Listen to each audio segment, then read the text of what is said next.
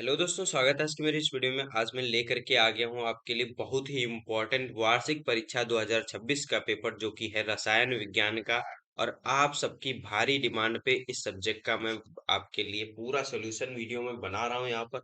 और बहुत ही इम्पोर्टेंट मैं पेपर लेके आया हूँ आपके लिए, जहाँ पर क्वेश्चन आपके जो पूछे गए हैं बहुत ही इम्पोर्टेंट है।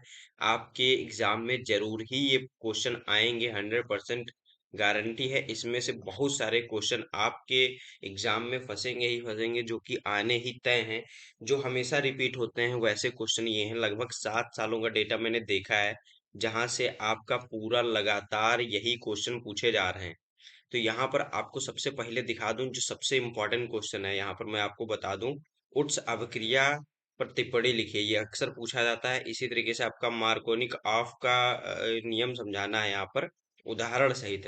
ये भी बहुत इंपॉर्टेंट है, आपका हमेशा पूछा जाता है। इसी तरीके से आपका है बेंजीन की अनुनादी संरचनाएं बनाइए, बहुत ही इंपॉर्टेंट है, हर साल पूछा जाता है। ये भी बहुत इंपॉर्टेंट है, 5 नंबर का क्वेश्चन है। इसी तरीके से आपका प्रेरिक प्रभाव और इलेक्ट्रोमेरिक प्रभाव जो है, इसको आपको समझाना है, बहुत ही इंपॉर्टेंट ये भी है। आपके ये जो पूरा पेपर का सॉल्यूशन है, ये भी मैं इस तरीके से लिख करके नीचे लाया हूँ, आपको दिखा दूंगा। यहाँ पर सबसे पहले हम पेपर देखना स्टार्ट करेंगे।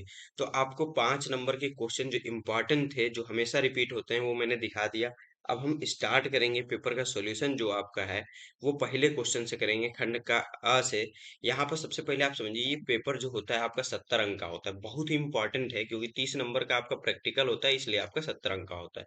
टोटल 100 मार्क्स का आपका रसायन विज्ञान आपका जो पेपर होता है, ठीक है।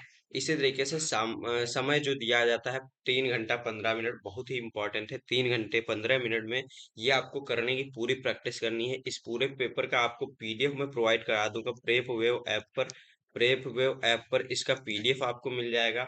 और साथ ही साथ आपका जो पेपर होगा क्लास 11th का, वो आप अपने पेपर को भी अपलोड कर सकते हैं प्रेप वेव पे। जैसे कि आज ये पेपर मुझे मिला है प्रेप वेव ऐप पर, किसी बच्चे ने इसे अपलोड किया था, अमित नाम था शायद उसका। अगर आप भी अपना पेपर अपलोड करेंगे और आपका नाम स्पेसिफिक बताने को कहेंगे, तो जरूर मैं आपको मेंशन करूंगा यहाँ पर, किस तरीके से आपको यहाँ पर पेपर आपका कौन सा है और उसका सॉल्यूशन क्या होगा, मैं पूरा बताऊंगा आपके अनुसार, ठीक है।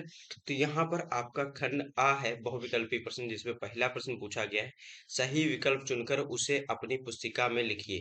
तो यहाँ पर आपके 6 क्वेश्चन पूछे गए हैं, जो कि एक एक नंबर के हैं। 6 नंबर के ये क्वेश्चन है, बहुविकल्पी प्रश्न।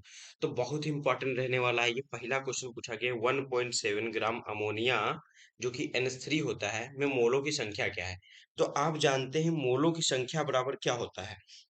मोल बराबर होता है आपका द्रव्यमान बटे द्रव्यमान बटे होता है आपका आणविक भार, है ना। आणविक भार होता है, ठीक है, आणविक द्रव्यमान, ठीक है। तो इस तरीके से आपका ये होता है। तो यहाँ पर आपको ये फॉर्मूला पता है, अगर मोलों की संख्या बराबर क्या होगा, यानी मोलों की संख्या बराबर होगा द्रव्यमान। द्रव्यमान जितना आपका दिया है 1.7, है ना। तो यहाँ पर सबसे पहले आप समझिए कि आणविक द्रव्यमान जो है वो कितना होगा। तो यहाँ पर द्रव्यमान दे दिया गया है अमोनिया का, जो आपका गिवन है, ठीक है। तो आपको यहाँ पर सबसे पहले निकालना है आणविक द्रव्यमान। तो आणविक द्रव्यमान आपको पता होगा, जो N होता है नाइट्रोजन, नाइट्रोजन का होता है 14, ठीक है। इसी तरीके से हाइड्रोजन, हाइड्रोजन का कितना होता है, 1 होता है, ठीक है। तो यहाँ 3 हाइड्रोजन है, यानी कि 14 प्लस में 3, है ना। 3 × 1, 1 जो है आपका हाइड्रोजन का परमाणु भार है, ठीक है। तो इस तरीके से आपका ये हो जाता है 17, 17 हो जाता है। तो यहाँ पर अब देखेंगे आप मोल की संख्या, जो मोल होंगे, मोल बराबर होगा 1.7 अपॉन में 1.7, ये द्रव्यमान जो दिया है, अपॉन में आणविक द्रव्यमान 17, 17 आपका यहाँ पर पूरा बराबर, जब आप इसको हल करेंगे तो 0.1 आ जाएगा। तो यहाँ पर आपको मोलों की संख्या 0.1 होगी। 0.1 ये आपका राइट विकल्प हो जाता है। इस तरीके से ये पहला आंसर आपको इस तरीके से सही हो जाता है। बहुत ही इंपॉर्टेंट क्वेश्चन है। इसी तरीके से आपको करना है, फॉर्मूला याद रखना है। अगर क्वेश्चन हल्का सा बदल भी देगा तो उसको आप सही कर देंगे, ठीक है। किसी मुख्य ऊर्जा स्तर n में इलेक्ट्रॉनों की अधिकतम संख्या होती है।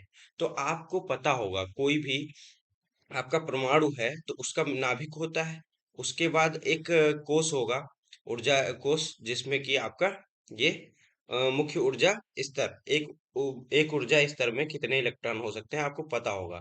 तो यहाँ पर किस तरीके से होगा, एक परमाणु है जिसमें आपके इस तरीके से नाभिक है, फिर यहाँ पर आप देखेंगे यहाँ पर इस तरीके से इलेक्ट्रॉन होते हैं। तो अधिकतम इलेक्ट्रॉनों की संख्या कितनी हो सकती है आपको बताना है। तो यहाँ पर आप देखेंगे जब आपका ऊर्जा स्तर 1 है, ऊर्जा स्तर 1 है, n इक्वल टू 1 है, तो यहाँ पर आपके 2 इलेक्ट्रॉन है ना, 2 इलेक्ट्रॉन है। तो 2 इंटू 1 इक्वल टू हो गया आपका 2, 2 इलेक्ट्रॉन है, ठीक है। अगर यहाँ पर दूसरा है, ये दूसरा है, ऊर्जा स्तर दूसरा है ना, तो यहाँ पर इलेक्ट्रॉनों की संख्या कितनी है, 4 है ना। तो 2 इंटू 2, यहाँ पर आपकी यहाँ पर 4 है, लेकिन यहाँ पर हो कितनी सकती है, टोटल 8 हो सकती है। द्वितीय ऊर्जा स्तर पे आपकी टोटल इलेक्ट्रॉनों की संख्या कितनी हो सकती है, 8 हो सकती है ना। तो इस तरीके से यहाँ पर आपका आ जाएगा 8। तो यहाँ पर इसका राइट विकल्प हो जाता है ये वाला 2n², 2n², ये आपका इसका सही विकल्प है। इस तरीके से फिर यहाँ पर आपका अगला क्वेश्चन है, आवर्त सारणी के किसी आवर्त में, किसी आवर्त में बाएं से दाएं जाने पर परमाणु त्रिज्या होती है। तो आवर्त सारणी यानी पेरियोडिक टेबल जो होता है आपका, उसमें बाएं से दाएं जाने पर किसी भी जो आवर्त सारणी का आवर्त है उसमें किसी भी बाएं से दाएं जाने पर, किसी भी आवर्त में बाएं से दाएं जाने पर आपकी परमाणु त्रिज्या पे क्या इफेक्ट पड़ता है।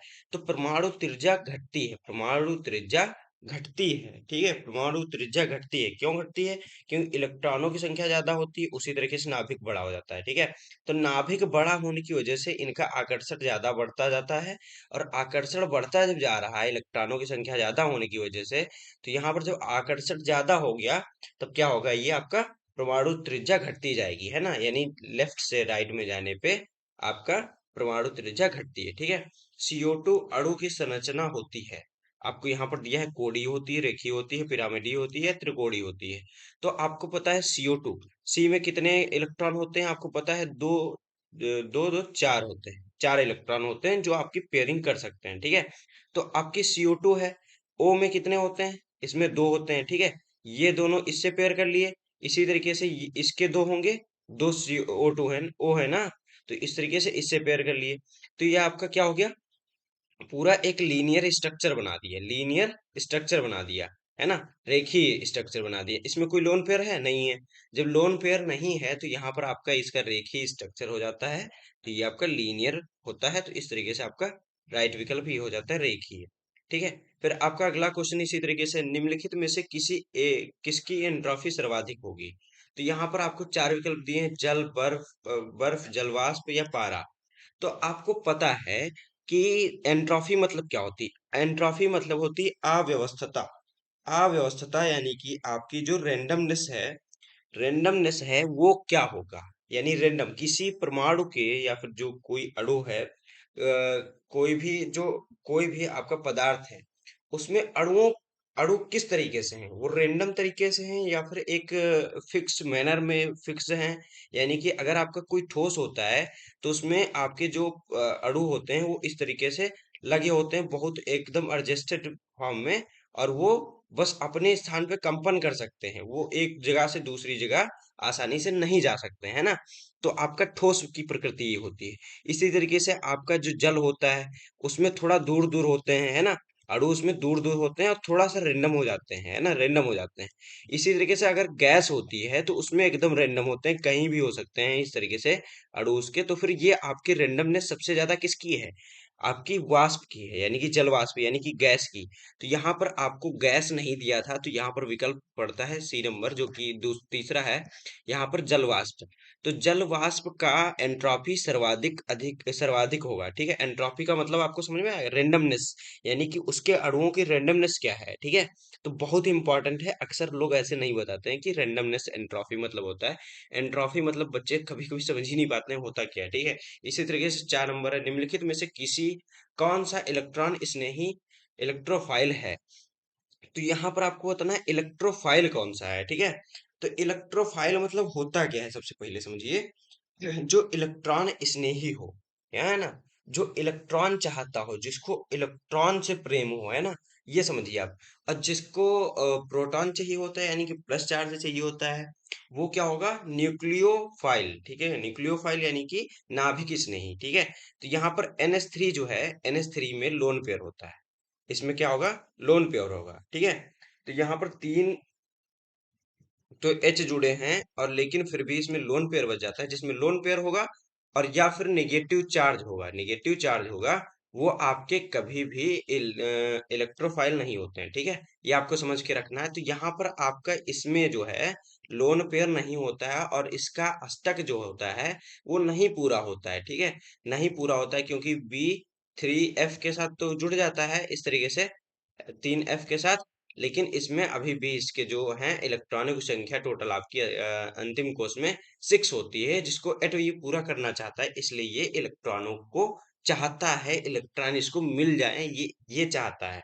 तो ये इलेक्ट्रोफाइल है। ठीक है, इलेक्ट्रोफाइल है, इसका राइट विकल्प यही है आपका BF3। ठीक है, तो अगला क्वेश्चन आपका इसी तरीके से है, कौन सा है? अगला क्वेश्चन खंड बा में है। सार्थक अंक से आप क्या समझते हैं? सार्थक अंक से आप क्या समझते हैं, बहुत ही इंपॉर्टेंट है। किसी मापन में उपस्थित अंक जो मापन की शुद्धता को बताते हैं, यानी कि कोई भी अंक जो भी कोई मापन किया गया, मान लीजिए कुछ हम वेट कर रहे थे, तौल रहे थे, ठीक है, तराजू पे, वो तराजू क्या बताया, 1 kg 50 ग्राम बता दिया। ठीक है, 50 ग्राम बता दिया। तो इस तरीके से यहाँ पर 1.5, ये आपका क्या हो गया, 1.5 अगर है तो ये आपका 1500 ग्राम हुआ ना, 1500 ग्राम, यानी कि आपका 1500 ग्राम बता दिया। तो यहाँ पर सार्थक अंकों की ये संख्या कितनी है, 2 है ना। लेकिन अगर आपका और बढ़िया तराजू होगा, सोनार का तराजू, केवल ये 2 अंकों तक सार्थक अंक नहीं बताएगा, उसका बताएगा 6-7 अंकों तक, है ना, क्योंकि बहुत ज्यादा उसको एक्यूरेसी के साथ चाहिए होता है। तो वो सार्थक अंक पे डिपेंड करता है कितना अच्छा वो रिजल्ट प्रोड्यूस कर रहा है, यानी कितना ज्यादा अच्छे से बता पा रहा है कि कितना वेट है उसका। तो यहाँ पर मैं अभी ये क्वेश्चन जो है डायरेक्ट मैं आंसर में लिख करके रखा हूँ, बार बार ऊपर नीचे ना करना पड़े, इसलिए मैं डायरेक्ट क्वेश्चन के साथ आपको दिखा दे रहा हूँ किस तरीके से है। यहाँ पर इसका उत्तर सही, तो यहाँ पर देखेंगे सार्थक अंक, सिग्निफिकेंट फिगर्स क्या होते हैं? किसी मापन में उपस्थित वे अंक जो मापन की शुद्धता को दर्शाते हैं, मापन की शुद्धता को, एक्यूरेसी को दर्शाते हैं, है ना, सार्थक अंक कहलाते हैं। यही परिभाषा आपको लिखना है, और 100% इस बार आपके एग्जाम में पूछा जाएगा, ये लिख कर ले लीजिए। ये सार्थक अंक ना पूछा जाए तब वीडियो को भी, अगर आप सब्सक्राइब नहीं किए तो चैनल को सब्सक्राइब कर लीजिए और वीडियो को लाइक कर दीजिए, बहुत ही इंपॉर्टेंट आपके लिए पेपर है। तो ये बहुत मेहनत करके मैं आपके लिए पेपर बनाया हूँ, तो बहुत ही इंपॉर्टेंट पेपर आपके लिए रहने वाला, 7 सालों के इंपॉर्टेंट क्वेश्चन जोड़ करके ये पेपर बहुत ही जनरेटेड है, बहुत ही इंपॉर्टेंट ये पेपर है। तो इस तरीके से यहाँ पर आपको इसकी डिफिनेशन एग्जैक्ट याद करनी है, क्योंकि यही आना है आपका क्वेश्चन, इसमें किसी भी निश्चित अंक तथा अंतिम संदिग्ध अंक शामिल होते हैं, इस तरीके से। ठीक है, तो यहाँ पर इसका आप सार्थक अंक ये आपको दिया था कि इसमें सार्थक अंक बताना है। ठीक है, तो सार्थक अंक इसके क्या है, 0.0025 में सार्थक अंक है। तो यहाँ पर हमको पता है इसके नियम होते हैं सार्थक अंक लिखने के। तो शुरू के शून्य जो होते हैं सार्थक अंक नहीं होते हैं, यानी कि जो शुरू के शून्य अंक होते हैं कोई भी संख्या मिलने से पहले, जितने भी उससे पहले के शून्य होंगे वो सार्थक अंक नहीं होते हैं। तो यहाँ पर 2 5 है, तो केवल ये 2 5 सार्थक अंक हैं, यानी कि 2 सार्थक अंक हैं इसमें। ठीक है, सार्थक अंकों की संख्या क्या है, 2 है। अगर यहाँ पर 3 भी लिखा होता तो 3 हो जाती, ठीक है। इसी तरीके से अगर 0 4 0 2 5 ऐसे लिखा होता तो ये आपके 4 सार्थक अंक होते, इसमें 4 होते। ठीक है, तो इस तरीके से आपको लिखना होता है सार्थक अंकों से संख्या। ठीक है, फिर आपका अगला क्वेश्चन बहुत ही इंपॉर्टेंट है, बहुत ही इंपॉर्टेंट है जिसे कहते हैं। तो वीडियो को जरूर लाइक कर दीजिए, वीडियो अगर अभी तक लाइक नहीं किए तो वीडियो को लाइक कर दीजिए। हुंड का नियम क्या है आपको बताना है, तो हुंड का नियम क्या है, हुंड के नियम के अनुसार उपकक्षा जो होती है, सब सेल सम ऊर्जा कक्षों में इलेक्ट्रॉन पहले एक एक करके समान स्पिन में भरते हैं, उसके बाद युग्मन पेयरिंग करते हैं। ठीक है, तो हुंड का नियम क्या बताता है, कोई भी आपका जो उपकक्षा में उसमें इलेक्ट्रॉन भरे जाते हैं, वो किस तरीके से भरे जाते हैं, पहले जितने भी उपकक्षा में सिंगल सिंगल भरे जाते हैं, जितने भी इलेक्ट्रॉन है सिंगल सिंगल भरे जाते हैं, उसके बाद आपका युग्मन पेयरिंग स्टार्ट होता है। तो यहाँ पर एक एग्जांपल समझिए, अगर नहीं समझ में आया, नाइट्रोजन का Z7 होता है, यानी कि परमाणु क्रमांक आपका इस तरीके से 7 है। तो इसके लिए इलेक्ट्रॉनिक विन्यास इस तरीके से होगा, इलेक्ट्रॉनिक विन्यास जो है 1s2 2s2 और 2p3 है। ठीक है, तो 2p3 जो है इसका अब हम जब उपकोष में तीन कक्षक होते हैं, तो इसके हुंड के नियम के अनुसार तीनों को अलग अलग भरेंगे। यानी कि जब हम ऐसे बनाएंगे इसका इलेक्ट्रॉन भरने के लिए, तो यहाँ पर आप देखेंगे मतलब 2p3 है ना, तो इसमें 3 इलेक्ट्रॉन भरेंगे। अगर यहाँ पर देखिए, पहला इलेक्ट्रॉन भरे ऐसे, ठीक है, दूसरा भरे, फिर तीसरा भरे, ठीक है। अगर यहाँ पर यहाँ पर नाइट्रोजन के बाद अगर कोई होता परमाणु, मान लीजिए यहाँ पर 4 होता, तो यहाँ से अब भरना स्टार्ट करते हैं, यानी पहले सिंगल सिंगल भरेंगे, उसके बाद फिर पेयरिंग स्टार्ट करेंगे। पहले सारे उप ऊर्जा कक्षों में सिंगल सिंगल इलेक्ट्रॉन भरते हैं, उसके बाद आप उसमें डबल या फिर पेयरिंग कर सकते हैं, ठीक है। ये हुंड का नियम कहता है, बहुत ही इंपॉर्टेंट है और अक्सर बच्चे भूल जाते हैं इसको लिखना, ठीक है। इसमें नाइट्रोजन परमाणु अधिक स्थिर होता है, ठीक है। नाइट्रोजन परमाणु अधिक स्थिर होता है क्योंकि यहाँ पर ये सिंगल सिंगल ही भरे होते हैं, ठीक है। युग्मन नहीं होता है। अगर युग्मन हो तो पूरा हो जाए तो आपका स्थिर होता है, लेकिन अगर आधा रह गया तो वो आपका अस्थिर परमाणु होता है, ठीक है। इसी तरीके से Mg2+ और O2- आयनों की त्रिज्या है। तो यहाँ पर आपको इसकी त्रिज्या पूछी गई है, बहुत ही इंपॉर्टेंट है। यहाँ पर O के 2 आयन है, ठीक है, ऑक्सीजन के 2 आयन और मैग्नीशियम के 2 आयन है, ठीक है। तो यहाँ पर आप देखेंगे मैग्नीशियम Mg2+ में इलेक्ट्रॉनों की संख्या कम कम हो जाती है और नाभिकीय आकर्षण अधिक होता है। जब यहाँ पर देखेंगे आपका Mg जो है, मैग्नीशियम है, उसमें इलेक्ट्रॉनों की संख्या कम हो जाएगी। जब इलेक्ट्रॉनों की संख्या कम हो जाएगी, यानी कि न्यूक्लियस पे जो पॉजिटिव चार्ज है, जो न्यूक्लियस पे पॉजिटिव चार्ज है और इलेक्ट्रॉनों की संख्या कम हो गई, तो पॉजिटिव चार्ज निगेटिव चार्ज को अट्रैक्ट करेगा, यानी इलेक्ट्रॉन्स को अपने पास खींचेगा। तो मैग्नीशियम की जो है वो त्रिज्या घट जाएगी, ठीक है, त्रिज्या आर घट जाएगी। और इसी प्रकार जब O2- है, यहाँ पर आप देखेंगे कि इलेक्ट्रॉनों की संख्या बढ़ गई है, इलेक्ट्रॉनों की संख्या बढ़ गई है जब न्यूक्लियस पे ये पॉजिटिव चार्ज है और यहाँ पर इलेक्ट्रॉनों की संख्या बढ़ गई है। तो इलेक्ट्रॉन इलेक्ट्रॉन में प्रतिकर्षण के कारण ये दोनों दूर दूर होने की कोशिश करने के कारण ये दूर फैल जाएंगे, न्यूक्लियस से दूर चले जाएंगे। दूर जा करके ही ये दूर हो सकते हैं ना, इस तरीके से। जब दूर होंगे तो त्रिज्या बढ़ जाएगी, त्रिज्या बढ़ेगी तो ये O2- की त्रिज्या बड़ी होगी, ठीक है। इस तरीके से यहाँ पर आपका इसका O2- का आपका आकार बड़ा होगा। सीमांत अभिकर्मक क्या होते हैं, लिमिटिंग एजेंट क्या होता है, रिएजेंट क्या होते हैं। लिमिटिंग रिएजेंट वो होते हैं जिन पर डिपेंड करती है कि प्रतिक्रिया, जब ये जो अभिक्रिया हो रही है वो कितना देर तक होगी, उन पर डिपेंड करती है। रासायनिक अभिक्रिया में वह अभिकर्मक जो सबसे पहले पूरी तरह समाप्त होता है और जिसके कारण अभिक्रिया की मात्रा सीमित हो जाती है, सीमांत अभिकर्मक कहते हैं। अब देखिए, आपके वहां मान लीजिए कोई भी शरबत बना रहे हैं, ठीक है, शरबत बना रहे हैं, ठीक। तो जब तक चीनी है, तब तक शरबत बनाते रहेंगे। जहां चीनी खत्म, शरबत बनाना खत्म हो जाएगा। यानी चीनी पर डिपेंड कर रहा है शरबत कितनी देर बनाएंगे, है ना। तो अभिक्रिया किस पर डिपेंड करेगी, वह पदार्थ, वह अभिकर्मक जिस पर डिपेंड करता हो कितना देर तक अभिक्रिया होगी। सीमांत अभिकर्मक ही उत्पाद की अधिकतम मात्रा निर्धारित करता है, यानी शरबत कितना बनेगा वो शक्कर पे ही, चीनी पर भी ही डिपेंड करता है ना। तो ये आपका सीमांत अभिकर्मक जो होगा, जो कम चीज होती है ना, उस पर डिपेंड करता है। बाकी ज्यादा वाली तो चीज चाहे जितनी बढ़ाते जाइए, है ना, लेकिन कम जो चीज है खत्म हो जाएगी बाद में, उसके बाद वो चीज नहीं हो सकेगी, ठीक है ना। तो इस तरीके से आपका है दिगंशी क्वांटम संख्या L और चुंबकीय क्वांटम संख्या M में आपको बताना है द्विगंशी क्वांटम संख्या L क्या है। तो यहाँ पर यह एक कक्षक के आकार शेप को दर्शाती है।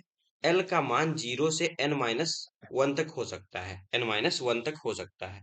तो यहाँ पर आप देखेंगे L का मान SPDF इस तरीके से होता है, SPDF।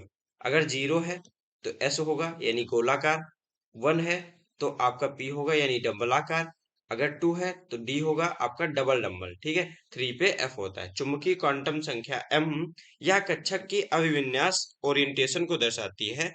M का मान -1 से 1+1 तक होता है, ठीक है। बहुत ही इंपॉर्टेंट है, अक्सर पूछा जाता है। HCl ध्रुवीय है जबकि Cl2 जो है आपका अध्रुवीय है, ये क्यों है, ये आपको बताना है। तो HCl अणु में हाइड्रोजन और क्लोरीन विद्युत ऋणात्मकता के अंतर होता है, विद्युत ऋणात्मकता में अंतर होता है। H और Cl का जो विद्युत ऋणात्मकता होती है उसमें अंतर होता है ना, जिसमें साझा इलेक्ट्रॉन क्लोरीन की ओर अधिक खिंच जाते हैं और अणु द्विध्रुवी बन जाता है, या इसका इलेक्ट्रॉन है इसकी तरफ ज्यादा आकर्षित हो जाता है, क्योंकि Cl जो है ज्यादा निगेटिव चार्ज आकर्षण करता है, बहुत ज्यादा, ठीक है। यानी इसको इलेक्ट्रॉन की डिफिशियंसी होती है, बहुत ज्यादा, कहता है एक इलेक्ट्रॉन पूरा कर लो मैं पूरा स्टक कर लूंगा अपना, है ना। तो एक इलेक्ट्रॉन को ज्यादा पावर से खींचता है, इसलिए यहाँ पर इसमें विद्युत ऋणात्मकता जो है उसमें ज्यादा अंतर होने के कारण ये ध्रुवीय हो जाता है। जबकि Cl जो है, Cl2 है जो, ये समान होते हैं, यानी कि विद्युत ऋणात्मकता समान है, तो अंतर नहीं है इसमें, तो अणु अणु जो है अध्रुवीय हो जाएगा, ठीक है। इसी तरीके से अगला क्वेश्चन है, चार्ल्स का नियम लिखिए। तो चार्ल्स का नियम क्या होता है, स्थिर दाब पर किसी गैस का आयतन उसके परम ताप के सीधे अनुपाती होता है, यानी कि उसका वॉल्यूम परम ताप यानी टी के सीधे अनुपाती होता है।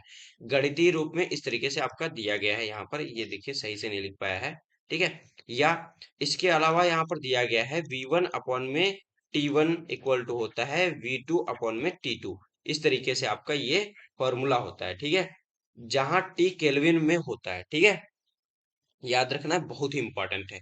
मुक्त मूलक क्या कहते हैं, फ्री रेडिकल्स क्या होते हैं, वे अणु या परमाणु जिनमें एक या अधिक अयुग्मित इलेक्ट्रॉन होते हैं मुक्त मूलक कहलाते हैं। तो यहाँ पर देखेंगे Cl में एक इलेक्ट्रॉन इस तरीके से है ना, यानी कि एक या अधिक अयुग्मित इलेक्ट्रॉन होते हैं, ये युग्मित नहीं है, फ्री घूम रहा है।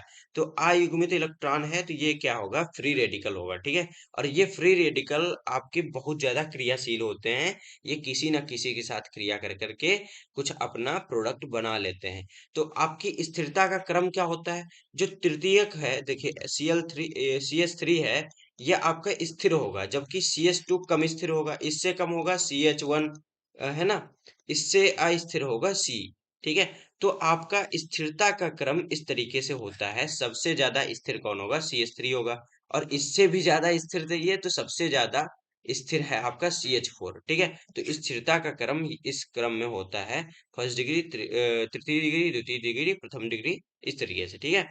फिर आपका यहाँ पर क्वेश्चन जो है बहुत सारे हैं, लेकिन मैं पूरा पेपर यहाँ पर अभी नहीं सॉल्व करवा रहा हूँ, क्योंकि वीडियो का लेंथ बहुत ज्यादा हो जाएगा। तो बहुत ही इंपॉर्टेंट लास्ट का क्वेश्चन जो यहाँ पर दिया गया है आपका, कौन सा है, यहाँ पर मैं दिखा दे रहा हूँ, यहाँ पर क्वेश्चन पेपर में सबसे पहले दिखा दूं। तो यहाँ पर IUPAC नेम लिखना है, IUPAC नेम इन तीनों की लिखना है, तो ये आपके लिए मैं करके ले आया हूँ यहाँ पर इस तरीके से।